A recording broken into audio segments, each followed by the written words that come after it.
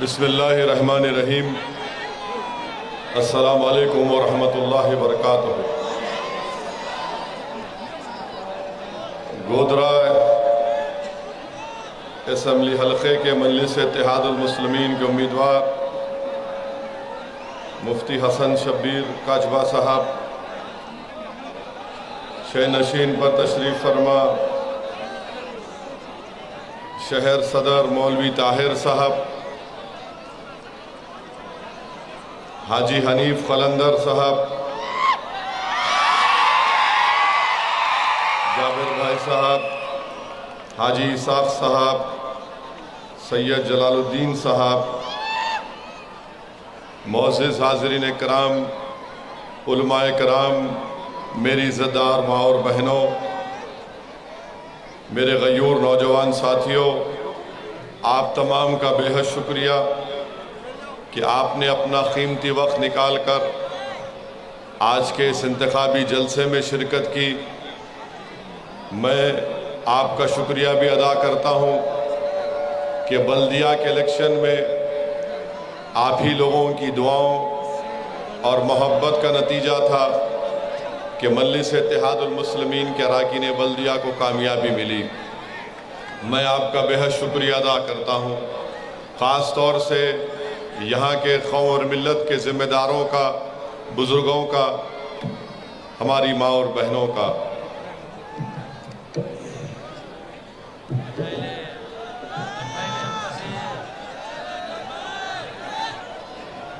मेरे अज़ीज़ दोस्तों और बुज़ुर्गों,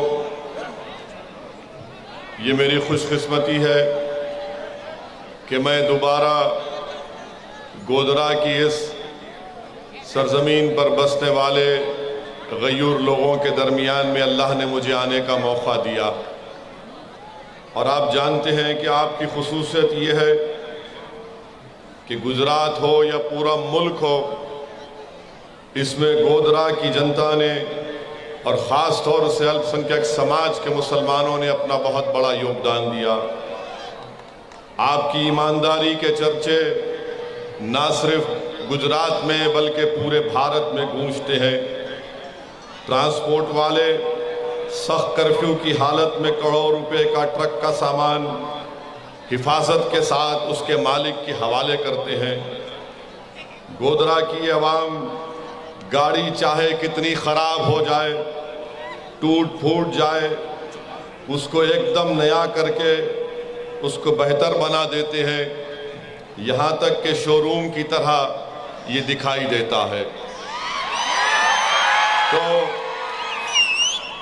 जब आप एक गाड़ी को अगर टूट जाती है तो उसको खूबसूरत बना सकते हैं, तो क्या आप यहाँ से हसन शब्बीर को अपना एमएलए नहीं बना सकते? अगर एक गाड़ी खराब हो जाती है तो आप उसको शोरूम की तरह नया बना देते हैं। अल्लाह ने आपके हाथों में फन दिया है। मेरी आपसे गुजारिश है कि जिस तरह आप एक गाड़ी को अच्छी तरह बना देते हैं, उसी तरह आज आपको गोधरा को अच्छा बनाना है। और गोधरा को खूबसूरत बनाने के लिए आपको यहाँ से मजलिस के उम्मीदवार को एक नया एमएलए बनाकर गुजरात की विधानसभा में भी जाना है। वहीं पर आप जानते हैं कि आपकी आवाम ने आदिवासी हो, दलित हो, पसमानदा लोगों को अपने रोज़गार आपने फराहम किया। और कोरोना जैसी बीमारी में गोधरा की अल्पसंख्यक समाज के ज़िम्मेदारों ने बिला किसी तफरीक के आपने सब इंसानियत की खिदमत की। मैं आपको इसका सलाम करता हूँ। और मैं ख़ास तौर से हमारे हाजी हनीफ का, जब हमारे हिंदू भाई कोविड के दौरान में उनका मौत हो जाती तो मुझे अभी हाजी हनीफ ने बताया कि 100 से ज़्यादा चिताओं को आग लगाने के लिए हाजी हनीफ को बुलाया जाता था। मुझे हाजी हनीफ ने बताया कि वो 5 ईसाइयों की लाशों को भी वो उनके आखिरी रसूमात उनके हाथ से उन्होंने अदा किए। हमारे बोरी समाज के लोगों का इंतकाल हुआ तो हाजी हनीफ ने उनकी तदफीन का इंतज़ाम किया।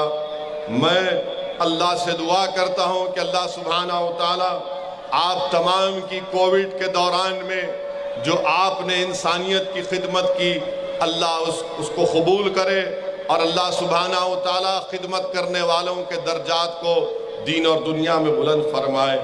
मेरे अजीज़ दोस्तों और बुजुर्गों, गोधरा इस बात से भी मशहूर है कि मुल्क भर में डंडिया, पेटला, बेलन, गहवारे जैसे चीज़ें मुल्क के कोने कोने में आप पहुंचाते हैं। मैं आपको ये भी बताना चाहता हूं कि यहाँ के गरीब मुसलमान कोई ईमानदारी के साथ काम करते हैं, किसी को धोखा नहीं देते, कोई काला बाजारी नहीं करते और तवक्कल करते हैं तो रब्बे करीम की ज़ात पर। ये आप लोगों की ख़ास खुसूसियत है। मुझे ये भी मालूम कि गोधरा के आप लोग स्क्रैप लोहा हो या प्लास्टिक हो, उसको बेहतर से बेहतर रूप में उसको लेकर आते हैं। यकीनन अल्लाह का ख़ास करम इस सरज़मीन पर बसने वाले लोगों पर है कि अल्लाह ने आपके हाथ में, आपकी उंगलियों में फ़न दिया। मेरे अजीज़ दोस्तों और बुज़ुर्गों, कोविड के दौरान हो या आम दिनों में आपने एम्बुलेंस के ज़रिए जो इंसानियत की खिदमत की, मैं आपका शुक्रिया अदा करता हूँ। मेरे अजीज़ दोस्तों, मेरी इज़्ज़तदार माँ और बहनों, मैं जब यहाँ पर आ रहा था तो मुझसे मीडिया के लोगों ने पूछा कि आप कहाँ जा रहे हैं, तो मैंने कहा मैं गोधरा को वापस जा रहा हूँ। तो मुझसे पूछा गया, ओवैसी साहब आप गोधरा को जा रहे हैं तो क्या एक सवाल का जवाब दे सकते हैं? मैंने कहा पूछिए क्या सवाल है आपका। तो मुझसे पूछने लगे कि आपने गोधरा में आने के बाद कांग्रेस के लोग ये बोलते हैं कि आपकी पार्टी के कॉरपोरेटर जीतने के बाद यहाँ पर गोश्त बिकना बंद हो गया। तो मैं आपके दरमियान में खड़े होकर उन झूठे कांग्रेसियों से पूछना चाहता हूं कि आप ये बताइए कि ये जो कानून 2017 में पास हुआ था, क्या कांग्रेस पार्टी के विधायक असेंबली में नहीं बैठे थे? ये कानून किसने पास करवाया? यह कानून भाजपा ने पास करवाया और इल्ज़ाम असदुद्दीन ओवैसी पर लगा देती हैं। यकीनन मैं इस बात को मानता हूं, जैसा कि अभी मुझे बताया गया कि कई नौजवानों को झूठे मुकदमे आयद करके उनको परेशान किया जा रहा है। ये इको मत बढ़ाओ, इको मत बढ़ाओ। कई नौजवानों को झूठे मुकदमे में उनको फंसाकर उनको तकालीफ दी जा रही है। मैं कांग्रेस के लोगों से ये कहना चाहूँगा कि कब तक तुम झूठ बोलोगे, कितना झूठ बोलोगे? क्या ये सच नहीं है कि तुम्हारी पार्टी से जीता हुआ एक एमएलए 2017 में आज बीजेपी का उम्मीदवार बनकर इलेक्शन लड़ रहा है? अगर कांग्रेस से पूछेंगे तो बोलेंगे नहीं, ये ओवैसी से मिलके भाजपा में गया था। बताओ कितना झूठ मुझ पर इल्जाम लगाओगे? अरे याद रखो, तुम आज मुझ पर इल्जाम लगा रहे हो, मुझे कोई फर्क नहीं पड़ता, क्योंकि रब्बे करीम ने फरमा दिया कि जो अल्लाह की राह में जुद्दोजहद करते उन पर जो इल्जामात लगते हो परवाह नहीं करते। मैं झूठे इल्जामात की परवाह नहीं करता, ना करता रहूंगा। मैं कांग्रेसियों के जिम्मेदारों को याद दिला रहा हूं, तुम एक इलेक्शन के लिए अपने आमाल को खराब मत कर लो। अरे सच्चाई अगर बोलने की हिम्मत नहीं है तो आओ, मैं तुमको सच्चाई सिखाता हूं कि कैसे उसको बयान किया जाता है। मेरे अजीज दोस्तों और बुजुर्गों, आप जानते हैं कि गोधरा में यहाँ पर भाजपा का उम्मीदवार है, और भाजपा का उम्मीदवार कौन है? कौन है भाजपा का उम्मीदवार? कौन है? कौन है? जोर से बोलो। वो संस्कारी है? वो संस्कारी है? अरे उधर से भी आवाज आनी चाहिए, क्या वो संस्कारी है? वहां से भी आवाज आनी चाहिए, क्या वो संस्कारी है? अब वो कहां से गया? कौन सी पार्टी से गया? कौन सी पार्टी से गया? कौन सी पार्टी से गया? वो जो बाबा पैदल चल रहे हैं उनकी पार्टी का है ना। वो जो बाबा निकले हैं, चल रहे हैं, पैदल ही पैदल चल रहे हैं, वो बाबा की पार्टी से निकलकर ये बड़े बाबा की पार्टी में चला गया।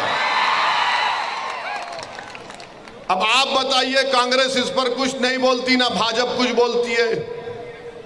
मैं आपसे अपील करने आया हूं कि यहां पर गोधरा में क्यों नहीं नरेंद्र मोदी खुद आकर गोधरा में ये फाटक को क्यों नहीं खोल देते, रेलवे ब्रिज की। मोदी जी आइए ना, मैं साथ में ठहरता हूं आपके।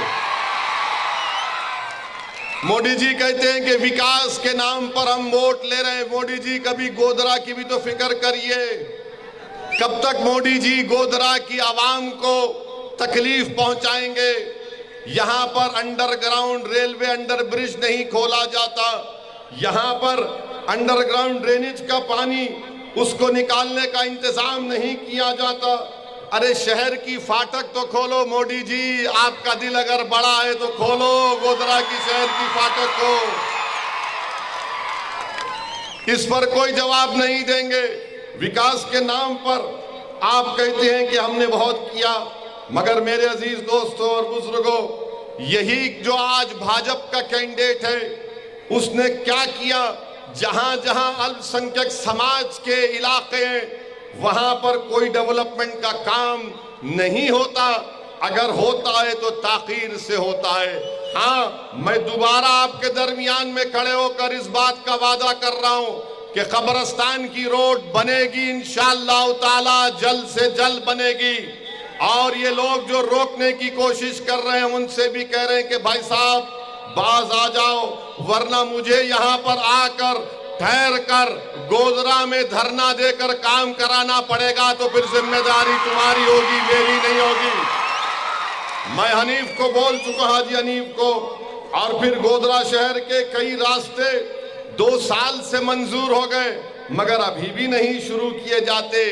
मोदी जी ये कौन सा विकास है आपका? और फिर गोधरा के बल्दिया के सफाई के कामदारों की 6 महीने की तनख्वाह बाकी है। प्रधानमंत्री जी, क्या ये स्वच्छ भारत है? देश के प्रधानमंत्री के जो सफाई कर रहे हैं उनको तनख्वाह नहीं, तो आपने कौन सा गुजरात बनाया? प्रधानमंत्री बोलते कि मैंने गुजरात बनाया, और आप जानते हैं कि गोधरा की बल्दिया में भाजपा, गुजरात में भाजपा, दिल्ली में भाजपा, उसके बावजूद भी यहां पर काम नहीं होता। तो कोई विकास गोधरा में इसलिए नहीं होता क्योंकि नफरत करते हैं गोधरा में रहने वालों से, नफरत करते हैं। कांग्रेस बोलती है कि ओवैसी की वजह से, मैं कांग्रेसियों को बोलना चाह रहा हूं कि नफरत की बुनियाद पर गोधरा में नाइंसाफी की जा रही है। इसलिए नफरत की जा रही है कि यहाँ पर अल्पसंख्यक समाज के मुसलमान रहते हैं, यहाँ पर दलित और आदिवासी रहते हैं, इसलिए भाजपा नफरत करती है। मेरे अजीज दोस्तों और बुजुर्गों, आप ये भी जानते हैं कि मैंने आपके सामने ये भी कहा कि प्रधानमंत्री ने कहा नल से जल, मोदी जी ने कहा नल से जल, मगर 30 साल के बाद भी नर्मदा नहर का फायदा हमको मैसर नहीं होता। प्रधानमंत्री को बताना पड़ेगा कि नल से जल कहां गया, वो उसका जिक्र नहीं करते। और फिर गोधरा के करीब रामपुर नामी एक गांव है, इस गांव में प्रधानमंत्री बिजली नहीं है। 27 साल से बिजली नहीं आई, 27 साल से भाजपा सत्ता में है, इख्तिदार पर है, और इसके बावजूद भी बीजेपी लंबी लंबी गुफ्तगू करती है। और दूसरा सवाल मीडिया के लोगों ने पूछा कि आसाम के मुख्यमंत्री गुजरात आए हुए हैं, और आकर उन्होंने अपने एक भाषण में ये कहा कि किसी एक लड़के का नाम लिया, उसका नाम क्या था जिसने, हाँ, आफताब, वो दिल्ली का कोई आफताब है, वो किसी एक लड़की के साथ रहता था बगैर शादी करे। उसने उस लड़की का कत्ल कर दिया बेदर्दी से, और हमने उसकी मजम्मत की, सबने मजम्मत की। मगर आसाम के चीफ मिनिस्टर गुजरात को आकर कहती है ये लव जिहाद का मसला है। अरे एक खातून पर, एक महिला पर जुल्म होता है, उसका कत्ल कर दिया जाता बेदर्दी से, और आसाम के मुख्यमंत्री आकर कहती है लव जिहाद का किस्सा है। ये कहां से इसमें जिहाद आ गया? आसाम के मुख्यमंत्री, क्या आप दिन रात खाली जिहाद आपकी आंख और दिमाग में घूमता है? अरे वो दोनों साथ रह रहे थे, उसने जुल्म किया, हम उसकी मजम्मत करते। इसका दीन से क्या ताल्लुक, मजहब से इसका क्या ताल्लुक? अच्छा, सच्चाई क्या है बाप सुनो। मैं बोलना चाहूंगा कि सच्चाई ये है कि एक राहुल नामी शख्स गुरुग्राम में, उसने अपनी बीवी का कत्ल किया, उसकी बॉडी को सूटकेस में रखा। क्यों कत्ल किया? क्योंकि वो सेलफोन और टीवी देखने का मुतालबा करती। उसकी जिस्म को उसने बेदर्दी से उस पर लाश के ऊपर मारे लगाई। तो क्या आसाम के मुख्यमंत्री राहुल का नाम नहीं लेंगे? खाली आफ्ताब का नाम लेंगे? और फिर फरीदाबाद में एक महिला का रेप हुआ, उसको जान से मार दिया गया, उसका नाम मनोज था। तीसरा, एक आदमी ने अपनी गर्लफ्रेंड की डॉटर को, उसकी बेटी को, उसका जो भी बदतमीजी किया, और उसके बाद उसने ऐसी गंदगी की कि उसकी गर्लफ्रेंड की बेटी को साथ माने मारकर उसके साथ बदतमीजी की, लाश के साथ। उसका नाम क्या था? आजमगढ़ में एक प्रिंस यादव नाम का आदमी है, जिसने अपनी गर्लफ्रेंड का कत्ल किया, जिस्म से सर को निकाल दिया, जिस्म के 6 टुकड़े करके गांव के एक बौली में फेंक दिया। इसका नाम बोलो बीजेपी वालों, नहीं बोलेंगे। ऐसे कितने किस्से यहां पर हैं? हाँ आते हैं, ऐसे कितने किस्से यहां पर हैं। अच्छा, फिर एक मुन्ना शर्मा है बिहार के, बीवी को इसलिए कत्ल किया क्योंकि बीवी ने मसाज करने से इनकार कर दिया। एक बबलू अमित गंभीर है, 11 साल की बच्ची को गाजियाबाद में मार दिया। इनका नाम बोलो, नहीं बोलेंगे। मेरे अजीज दोस्तों और बुजुर्गों, भाजपा को इनको खाली आफ्ताब का नाम याद आ रहा है, इतने नाम मैं गिनाऊं। अच्छा, हमारे टीवी वाले जो कई दिन से खाली आफ्ताब बोल रहे हैं, प्रिंस यादव का भी तो नाम बोलो। अरे कितनी नफरत दिखाओगे तुम? एक महिला पर, एक खातून पर जुल्म होता है, इसलिए होता है कि मर्दों में जो बीमारी है औरतों पर जुल्म करने की, इसीलिए औरतों पर जुल्म करते हैं। आप उनकी बीमारी को ठीक करो। औरत पर जुल्म जो करते हैं उनको अगर मजहब का चश्मा लगाकर देखा जाएगा तो ये बड़ी नाइंसाफी होगी। तो आसाम के मुख्यमंत्री से मेरा सवाल है, गुजरात के मुख्यमंत्री से मेरा सवाल है, भारत के प्रधानमंत्री से मेरा सवाल है, बताओ बिल्किस बानो का क्या मजहब था? बिल्किस बानो को रेप करने वालों को मोदी जी आपने क्यों छोड़ा? बिल्किस बानो 6 महीने की प्रेग्नेंट थी, मोदी जी आपने उन जालिमों को क्यों छोड़ा? बिल्किस बानो की 3 साल की बेटी का कत्ल किया मां के सामने, भारत के प्रधानमंत्री बोलो तुमने क्यों छोड़ा? बिल्किस बानो के साथ उसकी मां का रेप हुआ, कत्ल किया गया, उसके परिवार के 11 लोगों की हत्या की गई, बोलो मोदी जी आपने क्यों छोड़ा? आपने इन जालिमों को क्यों छोड़ा?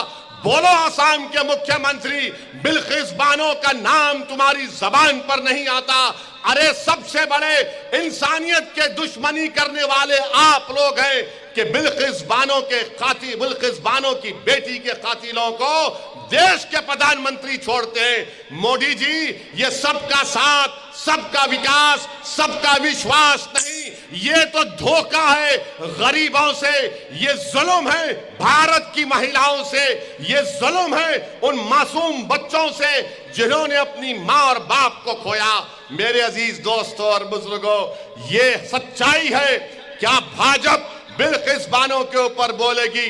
नहीं बोलेगी। और आज जो गोधरा से भाजपा का उम्मीदवार है, वो बिल्किस बानो के रेप करने वालों को मैं आपके सामने कह रहा हूं, तस्वुर की दुनिया में लेकर जा रहा हूं। थोड़ी देर के लिए सोचो कि बिल्किस तुम्हारी बहन थी, बिल्किस तुम्हारी बेटी थी, बिल्किस तुम्हारी रिश्तेदार थी, बिल्किस तुम्हारी भतीजी या भांजी थी, 6 महीने की प्रेग्नेंट थी, उसका रेप किए, 3 साल की बेटी का कत्ल किए, उसकी मां का रेप किए, और अगर कोई जुल्म करके उसको छोड़ देता है तो आपके दिल पर क्या गुजरती, आप सोचो मेरे अजीज दोस्तों और बुजुर्गों, क्या गुजरती होगी आप पर, मुझ पर।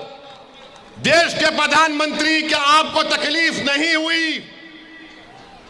आप तो गुजरात के मुख्यमंत्री थे जब बिल्किस बानो से यह हुआ था। हम तो समझ रहे थे कि आप शायद बदल गए हैं, मगर आप नहीं बदले, आप वही हैं और वही रहेंगे, हम जानते हैं। मेरे अजीज दोस्तों और बुजुर्गों, आप देखते हैं कि नरोडा पाटिया में 90 से ज्यादा लोगों को कत्ल कर दिया जाता, उसमें मुल्जिम को सजा होती है, वो कोर्ट से बेल लेकर रिहा होता है और वो बीजेपी के लिए इलेक्शन में काम करता है और कहता है कि मैंने 90 लोगों का कत्ल किया, मुसलमानों का, मुझे लाइफ की सजा दी गई और आज मैं बेल से निकलकर, जेल से निकलकर मैं मोदी जी के लिए वोट का मुतालबा कर रहा हूं। वाह मोदी जी, आपकी क्या मोहब्बत है ऐसे किरदार के लोगों से, आप बताइए। और फिर आप देखते हैं कि बीजेपी कहती है कि यूनिफॉर्म सिविल कोड बनाएंगे। यूनिफॉर्म सिविल कोड गुजरात में अगर बनता है या कानून लाता है, अपने दिल पर हाथ रखकर गोधरा की जनता, गुजरात की जनता से कहना चाह रहा हूं कि अगर गुजरात की विधानसभा में यूनिफॉर्म सिविल कोड, यकसा सिविल कोड का कानून लाया जाएगा, तो क्या आप कांग्रेसियों पर भरोसा कर सकते हैं कि वो उसके खिलाफ बोलेंगे? क्या आप यकीन कर सकते हैं कि कांग्रेस उसके खिलाफ बोलेगी? पूछो कांग्रेसियों से कि गुजरात में यकसा सिविल कोड के ऊपर तुम्हारा क्या राय है, तो कुछ नहीं बोलेंगे, कुछ नहीं बोलेंगे। हां, अगर यहां से मजलिस इत्तेहादुल मुस्लिमीन का हमारा मुफ्ती हसन शब्बीर कामयाब होगा तो यकसा सिविल कोड का कानून अगर लाया जाएगा, हमारे कानून में मदाखलत होगी, तो कम से कम एक दीवाना खड़ा होगा मुफ्ती और कहेगा कि तुम्हारे कानून को नहीं मानते। जिस तरह मेरा एमपी ओवैसी पार्लियामेंट में CAA के कानून को फाड़ दिया, मैं इस कानून को फाड़ता हूं, यूसीसी के कानून को।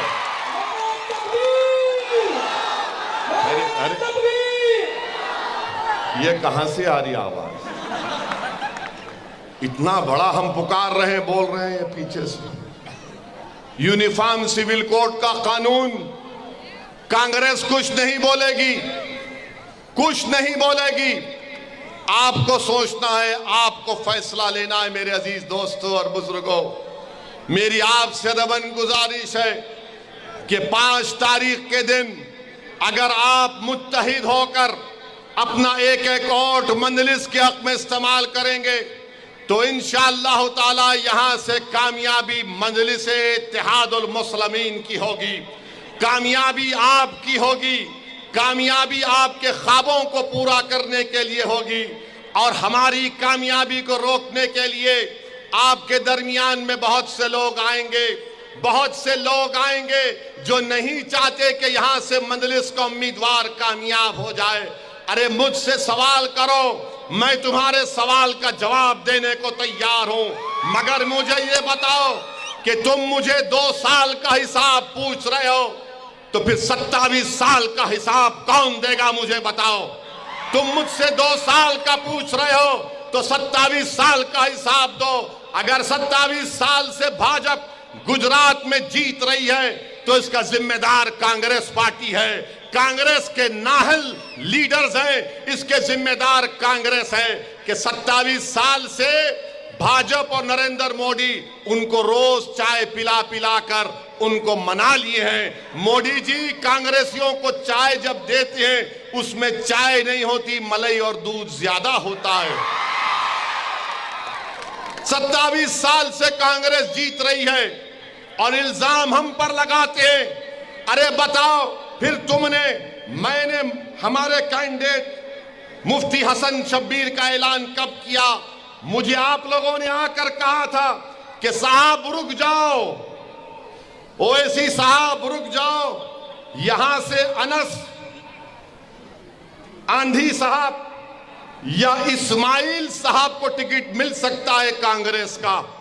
मैं तैयार था, अगर इन दोनों में से किसी को मिलता तो मैं कैंडिडेट नहीं खड़ा करता था। आज तुम टिकट ला लेते, मैं रुका रहा। चलो मेरे लोगों ने कहा कि ओवैसी साहब अगर अनस को मिलेगा, अनस आंधी साहब को, इस्माइल साहब को, तो आप कैंडिडेट नहीं देना। बावजूद इसके कि मैं कांग्रेस से सख्त नफरत करता हूं, बावजूद इसके कि कांग्रेस जिम्मेदार है बाबरी मस्जिद की शहादत की, बावजूद इसके कि कांग्रेस जिम्मेदार है 69 के फसाद की। अरे अगर आज इस देश में दलित, आदिवासी, मुसलमान कस्बा पुरसी की आलम में, तो सबसे बड़ी जिम्मेदारी कांग्रेस पर आयद होती है। मगर आपने कहा था कि ठहरिए, रुके रहिए। अनस साहब कोशिश कर रहे हैं, इस्माइल साहब कोशिश कर रहे हैं। मैं अनस साहब को, इस्माइल साहब को खुलकर कह रहा हूं, आप आओ इस प्लेटफॉर्म पर, मैं आपको मेरे कंधे पर बिठाने तैयार हूं। आप आइए, मैं आपके पीछे खड़े रहने को तैयार हूं। मैं भी चाहता हूं कि आप आगे बढ़े, मगर आप ऐसी पार्टी में बैठे हैं। कहां है? आ जाओ।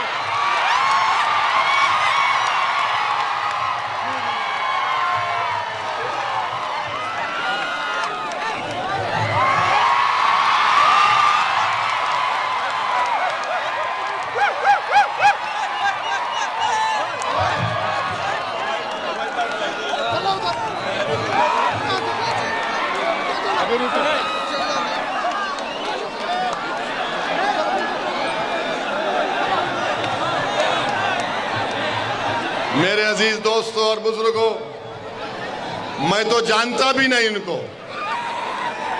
ये दिखे। मैंने आपसे कहा था कि मैं इनको उठाने को तैयार हूं। मैं अपने आप को उठाना नहीं चाहता हूं, मैं आपको आसमानों पर देखना चाहता हूं। आप लीडर बनो, आप कायद बनो, मुकद्दर के फैसले आप करो। कब तक अखियार हमारे मुकद्दर का फैसला करेंगे? कब तक जिनका हमसे कोई ताल्लुक नहीं है वो हमारे जिंदगियों का फैसला करेंगे? मेरे अजीज दोस्तों, मेरी इज्जतदार मां और बहनों, कब तक हम कांग्रेस के पास जाकर भीख मांगेंगे कि हमको लीडर बनाओ? अरे आप आओ, ये आपकी पार्टी है। मंजलिस आपके ख्वाबों को पूरा करेगी। मंजलिस आपसे इंसाफ के लिए लड़ना चाहती है। इसीलिए मेरे अजीज दोस्तों और बुजुर्गों, हम आपसे अपील कर रहे हैं कि अपने वोट का सही इस्तेमाल करो।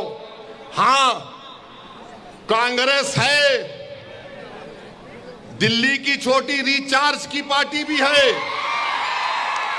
और भाजपा भी है। तो दिल्ली की जो छोटी रिचार्ज है वो हमारे बच्चों के हाथ में झाड़ू देना चाहती है। कांग्रेस हमारे बच्चों के हाथ को खाली रखना चाहती है और बीजेपी हमारे हाथ से हाथ मिलाना नहीं चाहती। बीजेपी के बातें बहुत हैं, मगर एक भी अल्पसंख्यक समाज को टिकट नहीं दिया। मंजलिस आपसे वादा कर रही है, आपके बच्चों के मुस्तकबिल के लिए हम लड़ते आए और लड़ते रहेंगे। उर्दू स्कूल बंद हो गए, और हम हैदराबाद में अपनी पार्टी की तरफ से शहर हैदराबाद के जितने उर्दू स्कूल हैं, हमने 2005 से अब तक करीब 15-20 लाख बच्चों को, उनमें अब तक हमने 7 करोड़ रुपए खर्चा किए। आप एक बार मौका दो, यहां से मुत्तहिद हो जाओ, यहां से अपने एमएलए को कामयाब करो। मैं आपसे वादा कर रहा हूं कि इंशाअल्लाह ताला अल्लाह जो कुछ मुझे दिया है, मैं यहां आपके पास बैठकर आपसे बात करके पूरी कोशिश करूंगा। याद रखो, गुजरात की विधानसभा में अगर आपके वोटों से, आपकी दुआओं से, आपकी मेहनत से मंजलिस का एमएलए जाएगा तो ये आपके इत्तेहाद की कामयाबी होगी, ये आपके सियासी शऊर की कामयाबी होगी। यही बात मैं आपको बार बार कह रहा हूं और आपसे भी कहना चाह रहा हूं कि जिसने बिलकिस के रेप करने वालों को संस्कारी कहा, तुम ओवैसी को पसंद नहीं करते, कोई बात नहीं, तुम ओवैसी से नफरत करते करो, मगर खुदा के लिए वो बिलकिस तो तुम्हारी बेटी, हमारी बहन भी है ना, जिसने उसके रेप करने वालों को, उसकी इज्जत लूटने वालों को संस्कारी कहा। तो क्या आप में गीरत जागेगी या नहीं जागेगी? क्या आप में हमियत जागेगी या नहीं जागेगी? तो जमहूरी तरीके से बताओ कि गीरत भी जिंदा है, हमियत भी जिंदा है, और हम ऐसे लोगों को कभी नहीं भूलते। जमहूरियत आपको दावत दे रही है कि अपने पसंद के उम्मीदवारों को कामयाब किया जाए। मैं गोधरा की जनता से अपील कर रहा हूं, चाहे मुसलमान हो, दलित हो, हमारे हिंदू भाई हो, आदिवासी भाई हो, बताओ गोधरा में क्या काम हुआ? आपने कई मर्तबा सबको मौका दिया, एक मर्तबा यहां से मंजलिस के उम्मीदवार को आप कामयाब करके देखो। आपने सबको आजमा लिया, अरे 5 साल के लिए मंजलिस को आपकी खिदमत करने का मौका दीजिए। मैं आपको बता रहा हूं कि ड्रेनेज का मसला है गोधरा में।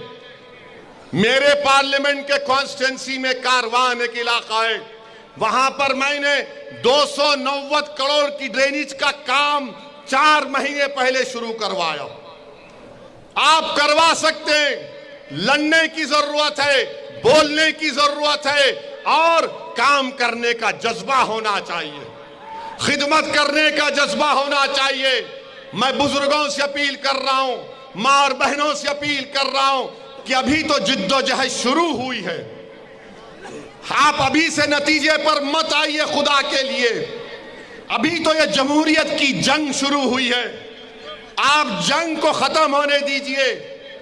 आप सालों सालों कांग्रेस का साथ दिए। मैं एक जज्बा लेकर आया हूं, मैं एक ख्वाब लेकर आया हूं, और रब्बे करीम जानता है कि मैं अपनी अनानियत के लिए कभी नहीं आया, ना कभी आऊंगा।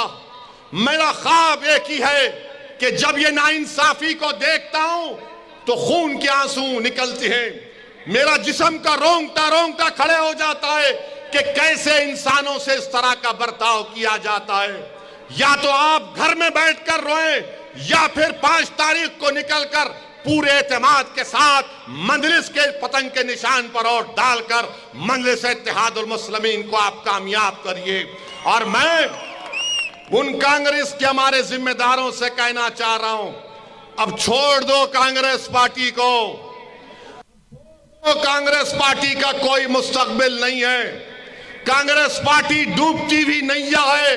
अब आपको रहबरी करना है, अब आपको सरपरस्ती करना है, अब आपको लीडर बनना है, अब आपको क़यादत पर करना है। और ये नौजवानों से कह रहा हूं, मेरे नौजवानों, ये लड़ाई हम आपके लिए लड़ रहे हैं।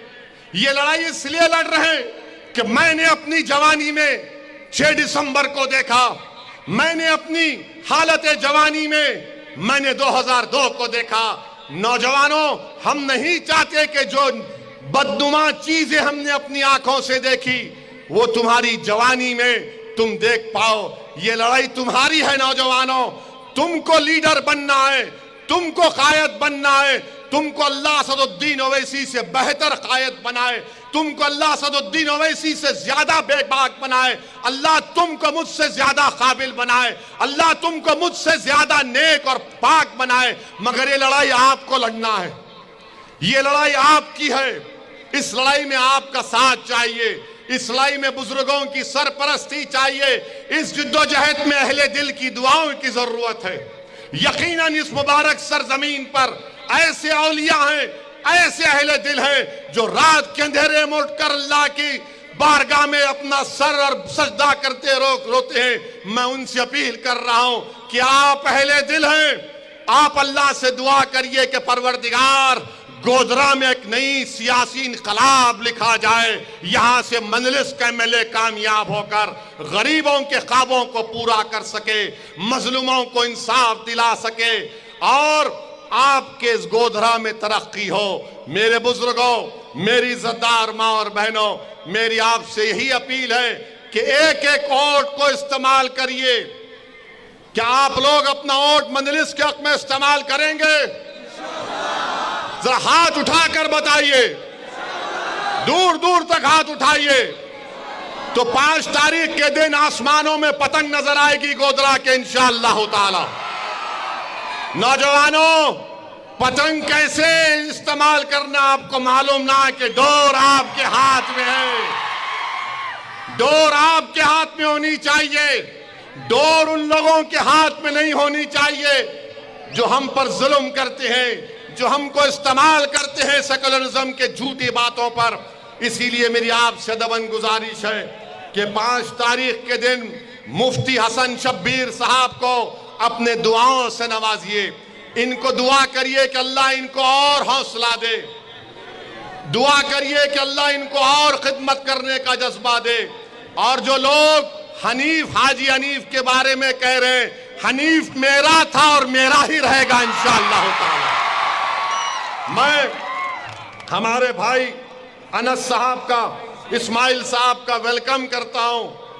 मैं इनके जज्बे को सलाम करता हूं कि वो, अब आप देखिए, इस्माइल भाई नीचे थे, हमने ऊपर उठा लिया।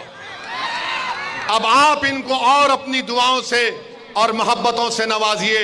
बहुत बहुत शुक्रिया, आप तमाम का बेहद शुक्रिया।